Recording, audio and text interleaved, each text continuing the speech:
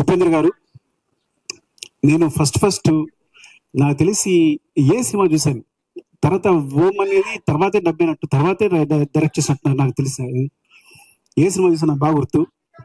అంటే ఇంకా ఇండియాలో ఏ డైరెక్టర్ చెప్పక్కల పిచ్చి మ్యాడ్ అంతా అసలు, అంటే ఆ కన్ఫ్యూజన్ అంతా ఎలా కనిపిస్తుంది అంటే ఇప్పటికీ ఆ ఏ సినిమా చూసినప్పుడు బయటకు వచ్చినప్పుడు, అంటే త్వరగా చెప్పాలంటే ఉపేంద్ర గారు వచ్చిన తర్వాత ఓం, ఏ, ఉపేంద్ర ఈ 3 సినిమాలు తీసిన ఏ డైరెక్టర్ అయినా రిటైర్ అయిపోవచ్చు. నేను కనుక అలాంటి 3 సినిమాలు తీసి రిటైర్ అయిపోయినామండి. అంత కల్ట్ మూవీస్, అలాంటి మూవీస్ మాకు ఇచ్చారు. మీరు నమ్మరు, ఆ మూవీస్ తర్వాత ఫ్రాంక్గా చెప్పాలంటే ఆ మూవీ నుంచి అందరూ ఇన్స్పైర్ అయ్యి ఇవాళ నా స్క్రీన్ ప్లే ఎట్లా ఉంది అంటే కారణం డెఫినెట్ గా ఏ ఉపేంద్ర ఓం. సార్ మీ గురించి ఏం సార్ నేను మాట్లాడేది, నేను ఫ్యాన్ అని చెప్పకూడదు.